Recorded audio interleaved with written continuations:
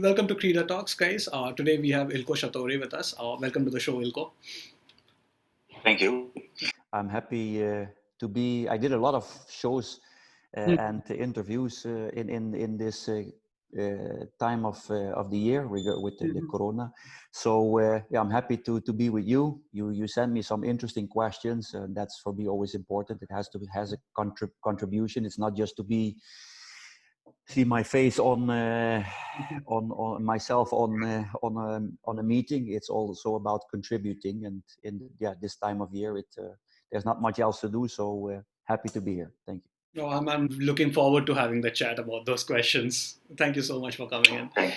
So, Yes. Eelco, you started off your coaching and managing career in Holland, and then you moved to UAE, Saudi. You were in Ghana for a bit. You've been in India for almost 8 years now. What kind of gaps have you seen, in the Indian and the Asian ecosystem in comparison to their more successful counterparts in the West? One thing is clear when you see certain countries develop and other countries still stay at the same level, especially over a longer period of time, you can clearly make that assessment. For instance, because I've been pretty long in the Middle East, I remember my arrival in the Middle East. I was in the United Arab Emirates.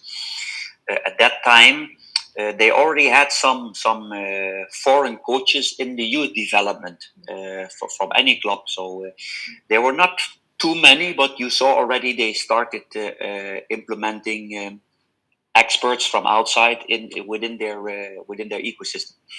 And over time, if you go to a country like the United Arab Emirates or Qatar or Saudi Arabia, you almost see in all layers of a club, so from the youth till first team, there are a lot of foreign coaches. And if you see that over time, they developed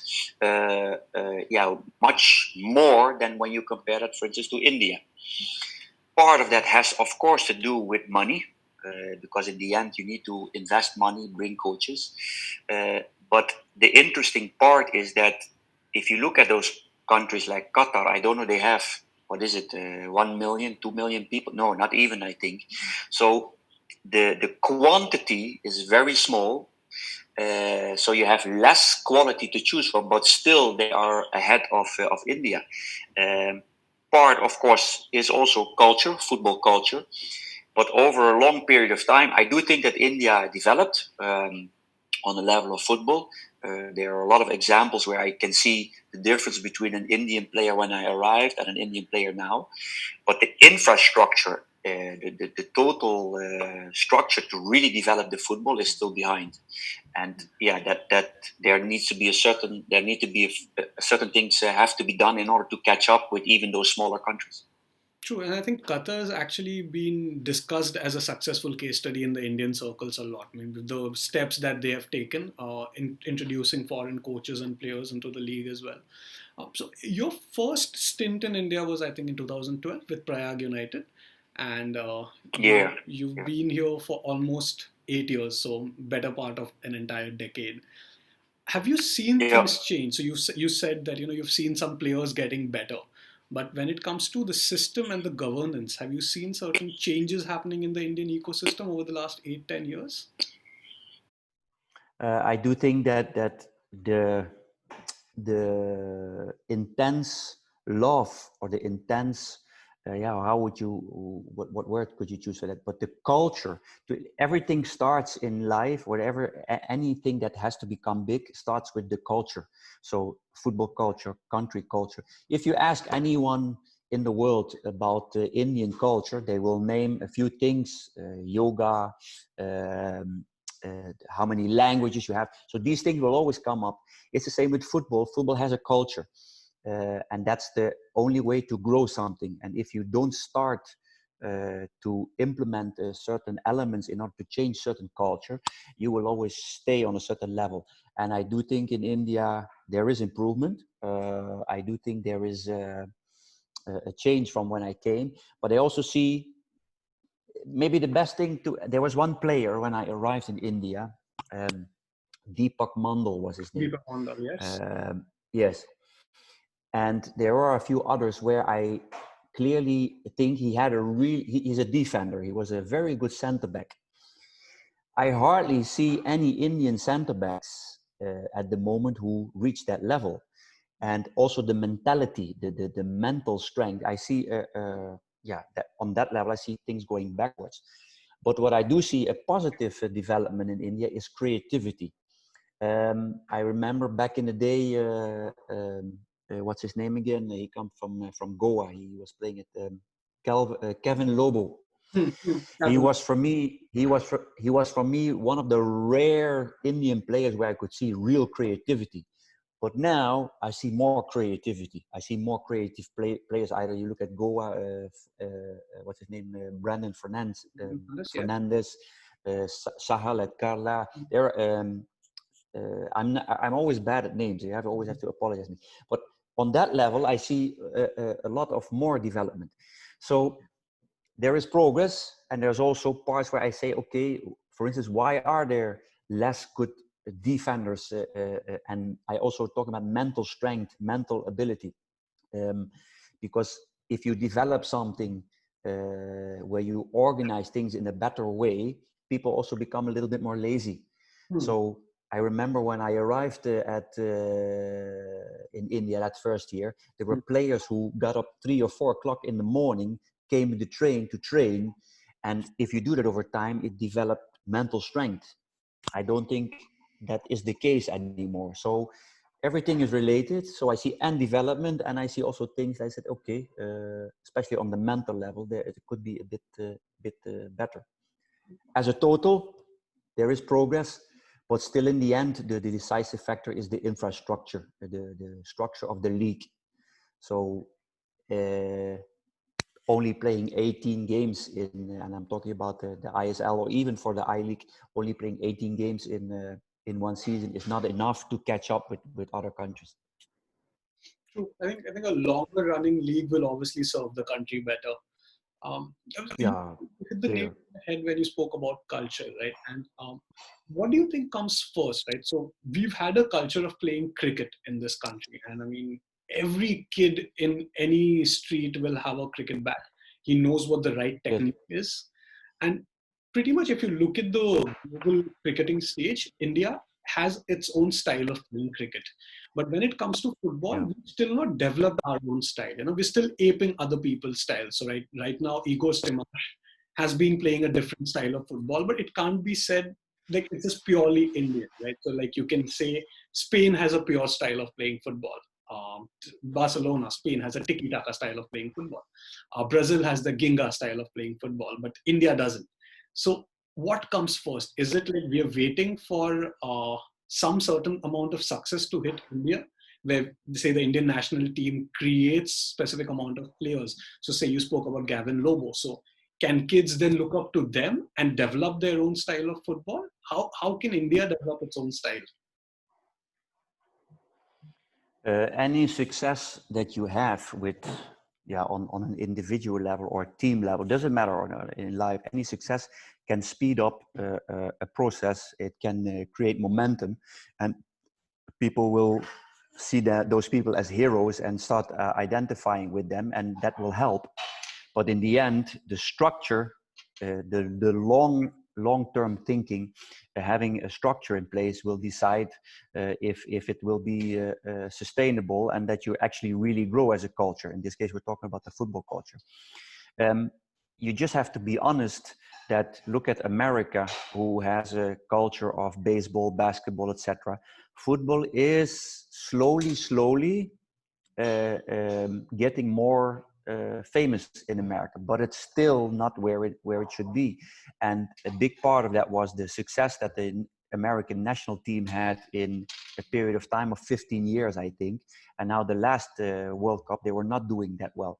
So to look at a country that is sport-minded and would never had a football culture, and they tried so many initiatives to change that. Culture is rooted. It's almost DNA, and to change that is not easy. But if you get success, that can speed up the process, but then still you need to have an infrastructure in place in order to maintain it and to succeed. So it's not easy. And a country like India, yeah, you're still even far behind on in this case America. The quantity is there. The quantity is in any market that you would choose for India. People will always go up to, because the quantity is there. Either you want to sell iPhones or whatever. If you have a market, then yeah, that is profitable. But overall, yeah, that is not an easy task to do. But it starts there. If you can inflame that feeling, I'm sure, yeah, what people have with cricket, if you somehow know what to do in order to inflame that culture in football, that is, yeah, if you know how to do that, then you're the right way. But that's still, that really needs time. You cannot just catch up 100 years of football culture compared to in the European countries. True. So you spoke about infrastructure. Let me talk about educational infrastructure over here for a bit. So this is Yes. something that whenever I speak with people who run football academies in the country, and I've always had this issue with them, that it's 2-month coaching camps that they run, right? So it's a summer program. It's never a year-long program like you do for education. Yeah. So Yeah. growing up, especially in a country like India, where we've not had successful footballers, right? And at the end of the day, people need money to sustain. So if there has not been enough successful case studies of footballers earning money, parents generally stop kids from playing football. They're okay with their kids Yeah. playing cricket.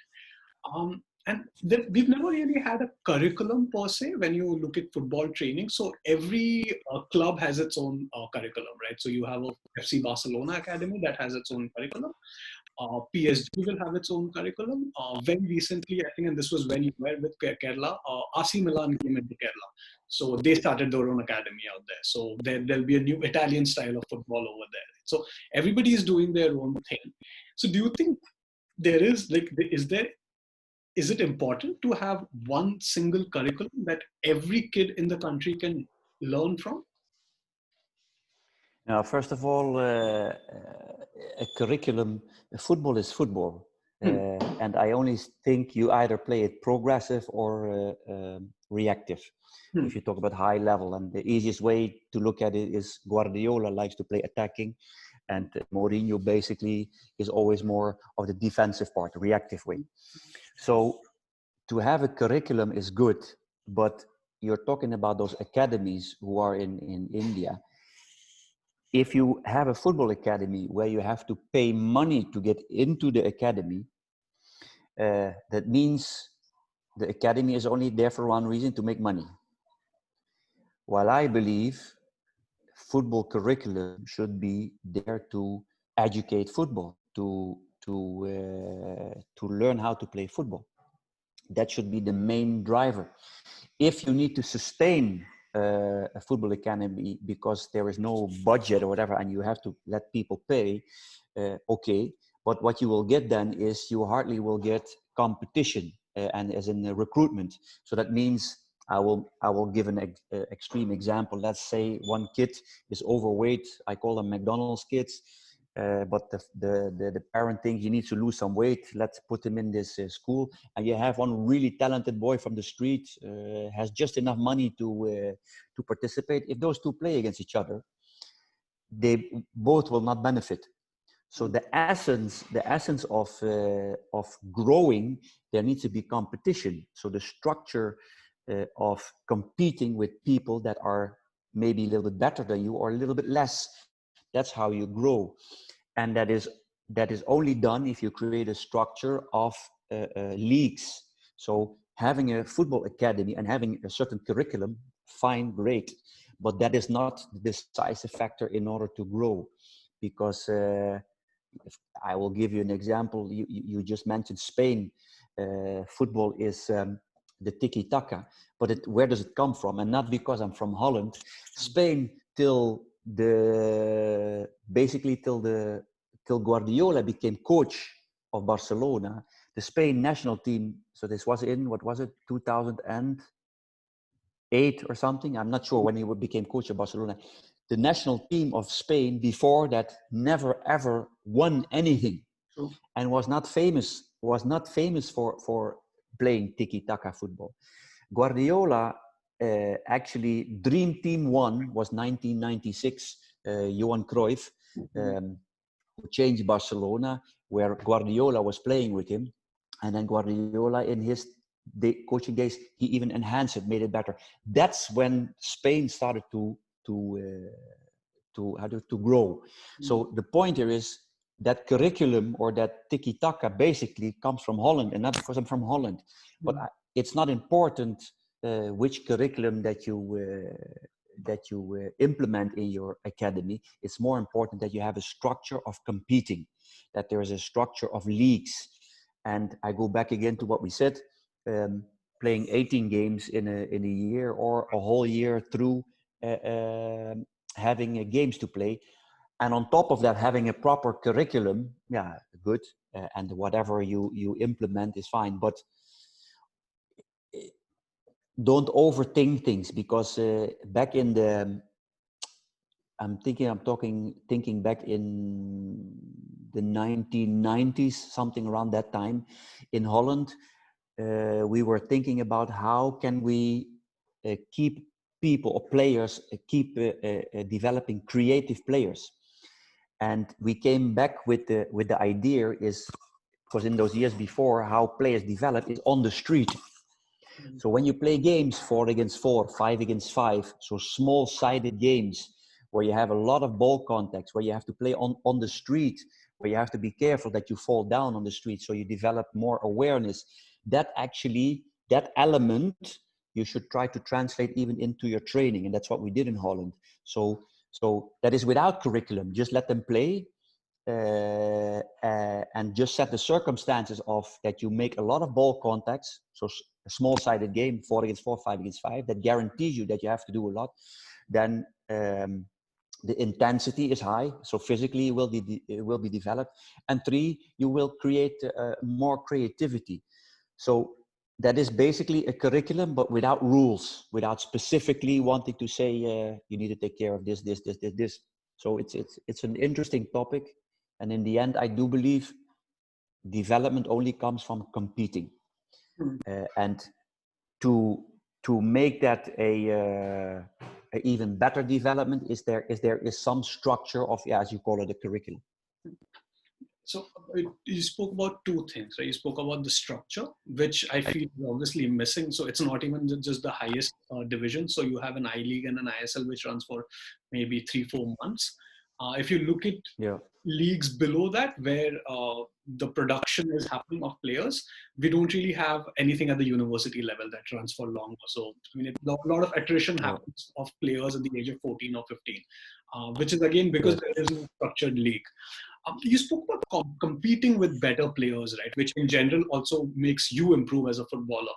And Indians have always had this fascination of going abroad and playing, and they've always wanted to go and play in Europe. So, and we've not really had a lot of successful players going out and playing. Is it a mentality? Do you think that, it's that Europe is the shiny diamond that everybody wants to go for? Why aren't Indians, you think, going and playing, say, in Malaysia, in Japan, where the gap between our current football standards and their standards is not as high as maybe an Indian going and playing in Europe? So do you think it makes more sense if Indians actually start looking at playing in other Asian leagues rather than trying and going and playing in Europe?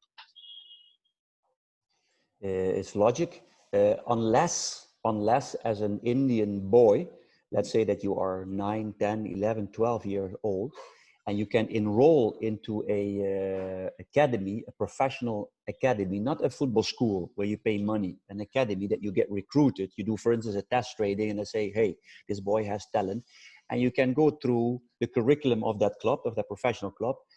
That would make sense. But anyone who is, I remember one of the players in India, he's from Goa, I forget his name. He went to Brazil or something, I remember. And even Gurpreet, who went to Norway, I think, as a goalkeeper. And they all come back and they will learn a lot. But on that age, to go to Europe, then you're already so far behind. you will have the quality, but the basics. There are so many parts of football, the mental part, the tactical part. You don't just catch up with people who are already so far ahead of you. So, and the best example, I am in the Middle East. There's only one player till now, Ali Habsi. I am in Oman. He's a goalkeeper who played in the Premier League. The rest never. There's not one player from the whole Middle East who ever made it into Europe. And I go back again because Europe, the culture of football is so far ahead. It's not something you just catch up with. Unless on a young age you step into that culture and you get the chance to develop yourself. On an older age, it's almost impossible. That is very difficult. Or you need to be so exceptionally good that.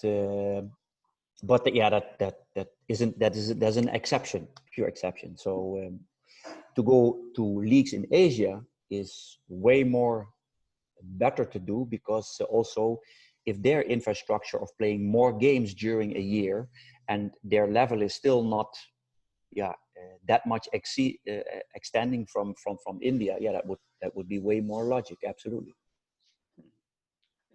What what do you think is like, at what age does a player stop learning? I mean, I think nobody stops learning ever, but there is Yeah. an age where you reach where it's very difficult to now teach them new things, right? So yeah, and you've worked with youngsters a lot, and Sahal speaks very highly of you, and Sahal is a player that we've been generally on the outside been watching with a lot of interest, and we've seen him come leaps and bounds, right? So what age Yes. do you think is where, like, it's a threshold where after that it becomes very difficult? So at what age would you say is the right time to teach a kid? Um, this is one of the most interesting things I like in football. I will try to explain it threefold. One, anything you learn on a young age is better in order to when you teach somebody on a young age certain basic, there's logic that you will benefit from it later. Now, I've been with a lot of young players who quickly catch up, quickly learn something, and I also been with young players who were not able to learn. So the part of learning is one thing to look at, the ability to learn, rather than looking at the age. I will give you the example of last season. It's a perfect example. My left back, who came from Goa. Now I get. I will come back with the name in a bit. He's 30 years old. Played for the last 6-7 years, I think, or even 3-4 seasons in the Goa League. He didn't even play I League. So if you see the progress that he made, he went from Goa League to ISL. He played all the games. He's the only player who played all the games, and his ability to catch the information and transform that into action was fantastic. Now the question is, and this is where it becomes interesting, is as a coach, you need to have the ability to transfer that information, or to understand a person, how he's learning, how is he taking in certain information. And not each player has that the same way. So there's part, I don't think that age is really relevant. You can always learn. I do think it's more important, how is your mentality to learn something? How do you take in information and transform it into action? And that's a very interesting thing. You mentioned Sahel. Sahel, his focus, and you see that many times with talents, is that their focus is on that individual action that he's doing. So he's taking one part out of football, is to beat a 1v1, to have a pass. But in the end, the total package on how to tactically be aware, and we get, I think, one to those questions. I will explain it even with a small video I put for you to make it visual, is to understand your surroundings. And if you understand the total package, if you link things, that's when you start learning. And the earlier you learn it, the better. but it's not. There is no limitation to say on this age here it stops. And the second part of it is a coach needs to have the ability to understand that person and provide him with information so he can understand better. For instance, I work a lot with visual. I work a lot with videos. I work a lot with examples, and you can see players, when they see something and you can even demonstrate it, it enhances the learning curve. It's a very interesting topic. So you spoke about coaching, right? So, and I think a student is only as good as the teacher, right? And you can't really learn football from the internet. So you will need to have a good coach or a manager that is teaching you. When it comes to Indian coaches, I think their exposure to good coaching is also pretty limited. So we've not, as Indians, we've not had a lot of exposure to better schools of teaching, right? So how important do Yes. you think it is before we can even start thinking about India doing good on an international stage, that we need to start producing good, intelligent thinking Indian coaches? And how far do you think we are from that? Anything, a country, look at what's happening in the world at this moment. If you don't have good leadership who has a clear idea, a clear program, a clear explanation of what you're doing, the people below that will be less able to find the proper way. I don't think that a teacher, either if it's in school, a coach in a football team, is the one who tells you if A happens, we do B, and if B happens, we do C, because in the end, there is a creative process. Football is a creative process. But you give guidance to small things that make you be more effective. So for Indian coaches, if you never really competed on a higher level, you will stay on a certain level that will not really enhance you. So as you said, the best thing for Indian coaches is to do, yes, you have your own infrastructure within India and you know everything, how things work. There are more Indian coaches will know better how to deal with Indian players. But how will they be able to read the game better, or how to deal with training, etc.? This is something where I would advise. That doesn't mean they are bad, but to enhance themselves there, it's a matter of trying to get abroad, get as much as possible knowledge from even coaches you work with, but try to get internships outside, because that will open your mind and also the opportunity to see things different. I don't think that why do Indian students on a certain subject in any country go ahead? You go to a country where they are more developed, have better curriculums, have more knowledge. It's logic that is not very difficult to understand, I think. True, very interesting. So let's speak about footballing philosophies for a bit. And I know you preferred formation as a 4-3-3, where you've said like, you like dominating the games. Now, Yes. obviously football's played in two ways, right? One, you move with the ball. Second, you move without the ball and you let the ball come to you, right? This is one thing that Indian players have been very infamous for, not moving when they do not have the ball. How difficult is it to coach that into a player? Let me try to share with you something. Okay. Right, we show some examples here of how to play attacking-based football. Where you can see here, this team, Bremen, is very organized, very compact. So defensively, in order to break this open, everything depends on good positioning, how to use space. You can see here that Bremen tries to force the opponent team to play wide, but he finds a pass in between the player that circled his position. In one pass, he kills 5 players, and from there, the attack take place. So the position of that player and the pass of that player is crucial in order to open up a team and to use spaces. Next clip is a very good example. You can see here where the ball is played wide. Normally, many players are indicated in the position where they are, what I show you. But if you play deeper, again, you kill in one pass and in one position the whole middle line of the opponent team. So the positioning, using the space, is extremely important in order to play possession-based football. Another example, You can see here where the left back is going up and the left winger goes inside to create space. You can see here somebody tried to get behind the defense line to use that space. The ball is not coming. This player is indicate, like play the D ball to this player. So as you see, the opponent team is very compact and they need to find a way to break it open, and that is very difficult. When you play possession-based football, you try to find those openings. So in this case now an opening is created, but there's no deep run inside of it. It is not a computer game, so you need to find the right moment. Here again, indicated, very compact defense. The only space is on the wings. So how are we going to use that space? You will see in a bit that because of the compactness of the opponent, we stay patient. Possession-based football means staying patient, take the ball out, and we start again.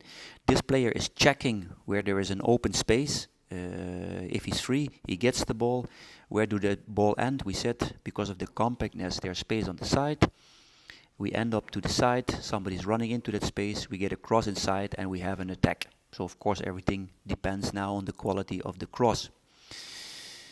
An example from our own games last year with Northeast, where the right back will take a certain position. First you see my midfielders and wingers playing very deep into spaces, but you can see here where my right back becomes a midfielder.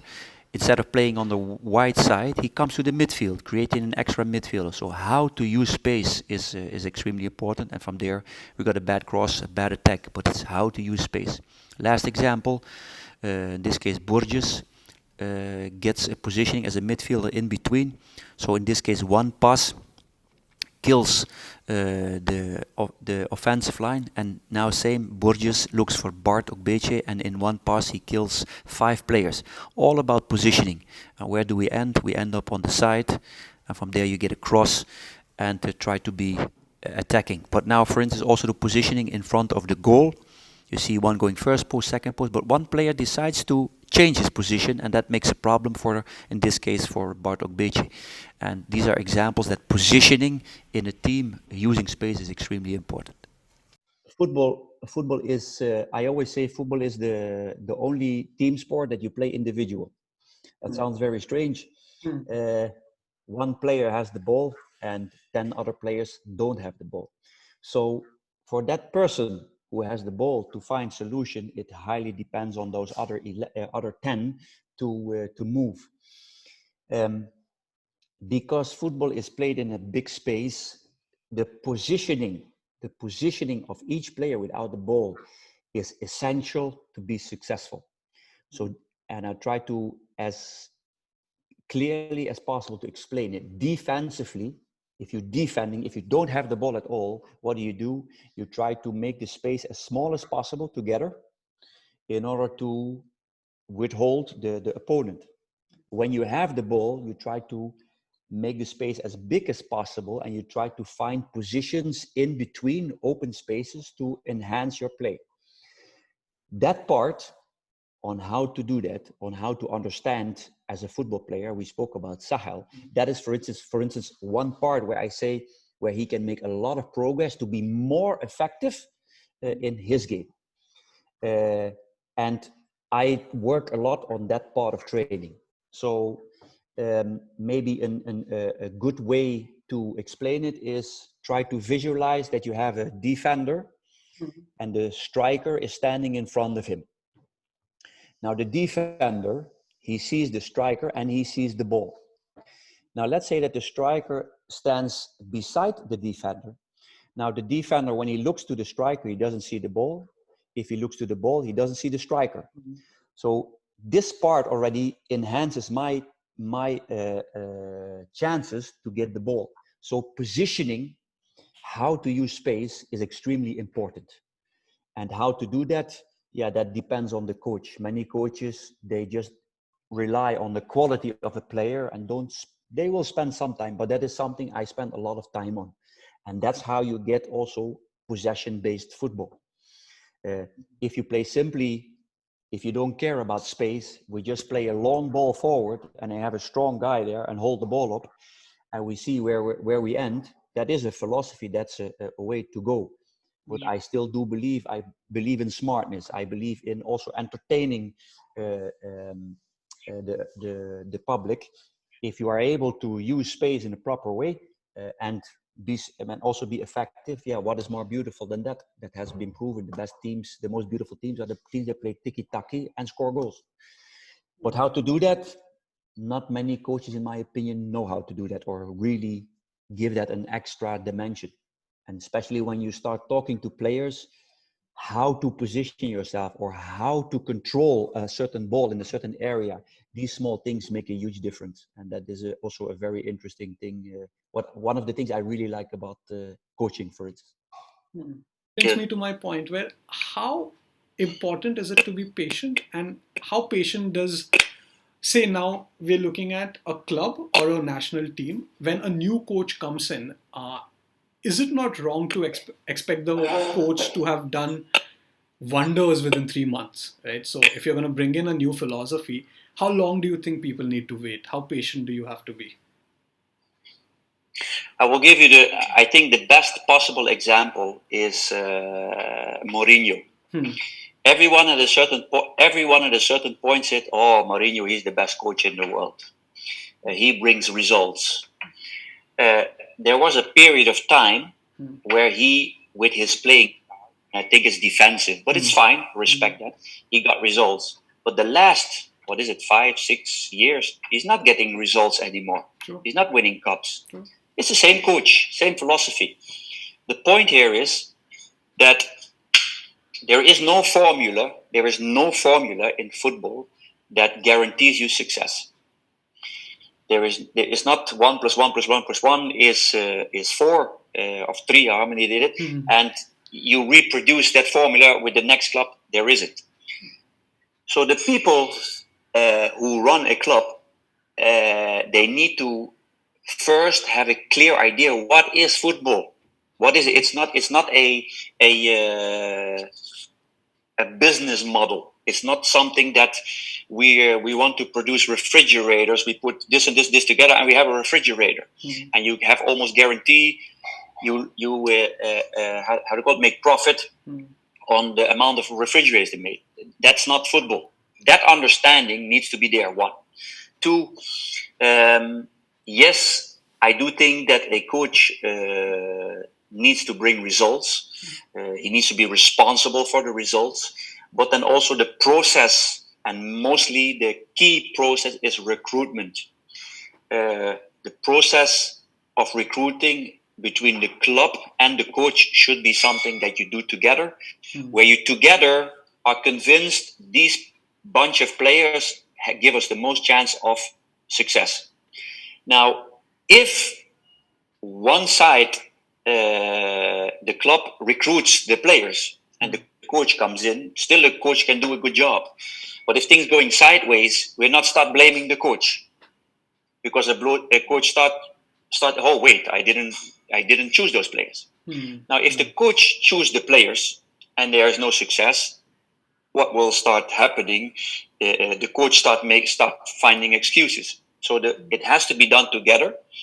We already said there is no formula for 100% success, but the moment you are together and things are going a little bit back, because there is always, in any process, you go up and you go down, then you stick together and you send out a message on the process that you are doing. And if that is given time, then you have the biggest percentage of chance to succeed. And there are enormous examples. There's so much examples of clubs who invest a lot of money and bring in the best and didn't succeed, and also the opposite. And there are a lot of examples where clubs do things step by step, who should be successful, and also it took too much time to be successful. But in the end, anything you want to build and endure takes time. And if you ask me how much time does that take for a club, basically it takes normally 3-4 months for a coach to implement his ideas if he's new. And look at I will take as an example, Guardiola when he arrived at Manchester City, or even Mourinho when he arrived at Chelsea. It only takes one season to get something stabilized, and then the next season he will be successful. Are there examples where it was done in one season? Yes, there are. But if you would take the majority, it takes a season to really settle an idea, to settle structure, and then the next season you should reap. And sometimes even the third season. But as long as you're together, showing the process, communicating the process. Look at Goa. Goa took 3 seasons to become number 1 in the league, but still didn't win it. But I think that the owner, at least I can see that from, he's patient and he's willing to give it time. And the same with Bangalore. And yeah, that in my opinion is key. Getting together, creating a process, and give it time. True, that is actually very important, right? You spoke about recruitment, and I think you have been in 3 of the hotbeds of Indian football, right? You've been in Calcutta, you've been in the Northeast, and then you've been in Kerala. I think the only place that you've not been in is Goa. So these 4 are generally known as the hotbeds of football in India. And how difficult is it to scout talent? Because coming from the side of technology in sports in general, if you look at in India, there is no scouting technology right now. So there are no technical tools that you can use to scout talent. How difficult has it been? It's the best question that you ask me, and what I mean by that is I came to East Bengal. I only stayed there for 3 months, and this was at the end of the season. I didn't scout one player in that team. I came to Northeast. When I became head coach of Northeast, I didn't scout one foreign player in that team. Even at Bart Ogbeche, all was done by the club, and we were very successful. I came to Kerala. I didn't scout one Indian player in Kerala. The foreign players, I chose 5 out of 2. 2 are already there. East Bengal, in the don't know how many years till now, no championship. Northeast in all 5 years at that moment of their existence never reached the playoffs. We were successful, but you get into a club that is under pressure, that is difficult. Kerala in the last never became champion, has a huge expectation. So all the clubs that I went into basically the recruitment between management and coach was not on a level where it should be, and sometimes that is because of the situation. And at the same time, all 3 clubs have something around them that there is a huge hunger for success, and the success is not coming. So me as a coach, stepping into those challenges, where at one I was successful with the Northeast, but you have no idea even all the things that happening around the team, etc. Are huge challenges of that people don't see. So I go back again. If you really want to be successful in the long run, there needs to be, as I said, a process between management and coach, and give it time. And all 3 clubs I left after 1 season. And even with Northeast reaching the goal that we needed to go, still they put me outside. So this is the crazy thing in football, where even when you do a good job, one thing that you at Goa, where Lobero get sacked at the end of the season. I don't know why, and I don't want to go into it. But that's how football, the knowledge of football, the process of football is sometimes completely misunderstood, and people just look at that one game, win or lose. If you win, it's good, and when you lose, it's bad. And sometimes when you win, you play very bad, and sometimes when you lose, you play very good, but people don't see that. And that is, for instance, also a culture in India what could be addressed. There should be more teaching about the game. That's one of the reasons why sometimes I put those analysis. It's not just for my own ego. It's also an educational thing to try to help, to try to make things understand. No, that's actually very interesting, and I think more than fans understanding the game, I feel owners need to understand the game as well, because Indians in general are very impatient. The best example is you get off a flight, and the moment the flight lands, everybody stands up, right? So we've been very Yeah, yeah, impatient yeah. as a nation in general, and it shows. I mean, it Yeah. also shows in the way we go about planning, right? So you look at the way Japan have planned their whole World Cup campaign; they have a 100-year goal, and Indians, with each qualification campaign, we expect us to qualify, whereas we're far, far away from it. I mean, we don't defeat Pakistan that easily Yeah. in football. So that's Yeah. actually very important, right? I'll come back to the topic of philosophy that you were talking about, and as you said, right, there is no one size fits all. So there have been coaches that have actually been called dinosaurs. I'll give you the example of Mourinho again, right? So his style of football and his style of man management, right? So football is one thing, but his also style of Yes. man management has been looked upon as something that's very archaic, right? So he will call out players in the open, and he's not Yes. somebody who's been very flexible with his man management style or his style of playing Yes. football. How important is it, do you think, for a manager or a coach to be flexible? And if you could give me some examples of coaches that you think have been successful in doing so. Um, what I that's another part that is very interesting is that, for instance, within my philosophy, my coaching framework it exists out of three things. One is what is football? Basically, try scientifically, objectively to analyze what is football. Are there elements? Either you play in a low level, high level, whatever country. Are there factors, things that we can all agree on? That's an interesting thing to look at. Second thing is forces in football. That means around the football club, there are a lot of forces that have a huge influence on the result, but they're totally not involved with the club. For instance, supporters. Supporters can have a huge influence on the decisions that a coach maybe start hesitating, maybe start pressuring. So forces around the club. There are a lot of press, stakeholders, etc. The third thing, and that's what we need to get to, is how do you manage football? That is one, having a coaching philosophy, and two, how do you manage people? So managing people is, I don't see football players as football players. I see football players as people. So that means there is four things to look at. One, how are you motivated? Not everyone has the same way he motivates himself, so you need to have a little bit of understanding there. Two is, how do you take in information? Are you somebody who actually takes in information very technically, or are you somebody who takes in information and makes and has a feeling about it? It's intuitive. The third thing, and that's an important thing, how do you make decisions? So if a person makes decision on intuition, or are you make decision based on facts? And the last thing is, how do you in general stand in the world?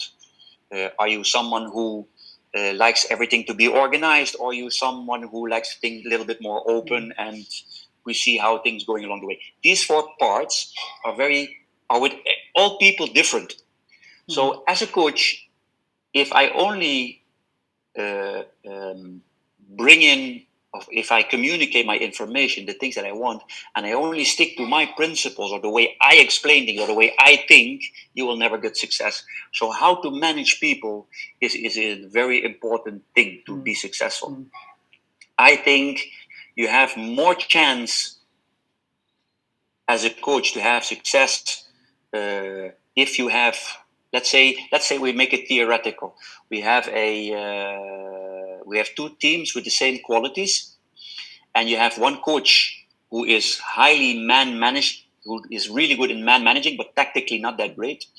And we have one coach who is very bad in man managing, but tactically very great. I think the guy who has good man management has more chance of success, because in the end, the players, if the teams are equally have the same quality, that can decide games for you. But if you can motivate a player in a certain way, if you can give him a good feeling, that makes it that brings you that extra.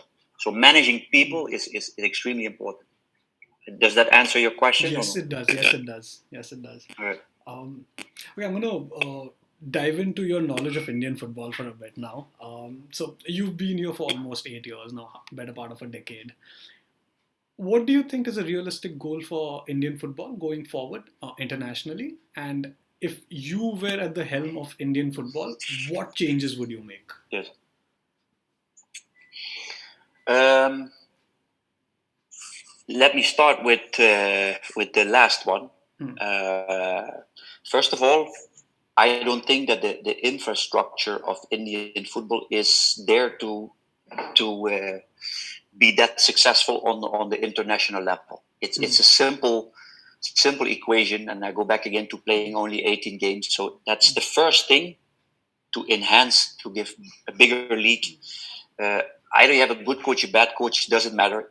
If you really want to compete with international level, that's the first thing that needs to happen. I think they also all agree on that. Many people spoken out on it. So it has nothing to do with the quality of the coach. But within the so basically that answers your first question. So what is realistically possible for the internationally to be successful is that part needs to happen first, otherwise it will be difficult. The second question is basically what I would do is I would almost, let's say that I'm the head coach of the national team. I would visit the clubs. For instance, I stay 1 week at Goa, I stay 1 week at Bangalore, or just whatever club it is, and you interact with the players. You see also how they are within the what is it, within the club structure, because it's very difficult just from those 18 games, and all those games are how do you call it? They are not on the same day, so it's very difficult to see them all and to get to know players. So I think it's important to have a good idea also player how they mentally are, or even educate. It's almost like as an educator, you go to the club and have interactions with players, get to know them better, try to see how they are in their club environment, to get a bigger picture, a better picture of which players do we need, because the pool of players is not that big. It's not like we have a huge pool to choose from. That is one part, and that has more to do with the psychological part, because in the end, if you on a national team, you need to win, and you need to find the right characters. You need to find the right characters that can bring you success. Second thing is less focus on the playing style, on having a idea of we need to play tiki-taki. I would more focus on what is the right system with the qualities that we have. So you are not, as you said, you play against Pakistan or whatever team, and it's even difficult to win. That shows that we might have the qualities, we might have individual qualities, but do we play the right system for that? There are many ways to play attacking football, but I still do think you need to find a system that gives you little bit more chance on having success. And the easiest way to explain it is, let's say you play with 5 defenders, three center backs and 2 wing, that you're a little bit more compact, you're a little bit more safe, and you play with 2 strikers. If you have to play a long ball, you have more outlet forward. Within that system, you can still play tiki-taki football. You can still play attacking football, but you need to create some circumstances that give you a little bit more chance on success, because you have to know your position within the market. And we're not in the market that we can choose any player we want, and we're not in the market that we have a culture that shows that we are able to dominate other teams. So you have to find the right formula. That those 2 things I would focus on.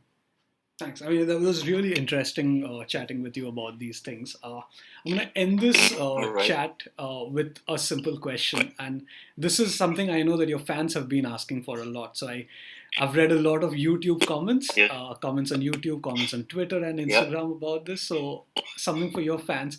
What next for you? Don't know. At the moment, I am communicating with an agent in England who took it on him to find jobs within Europe. Nothing. I mean, there is no contact with any club. And within Asia, I have also 1 agents who are looking. but at the moment the football market is pretty quiet. So at the moment I am doing interviews, like my analysis to stay busy. I do hope that I can get back to Europe, because that is always me myself. My goal, of course, to work at the possible level, and I will keep doing that at any time.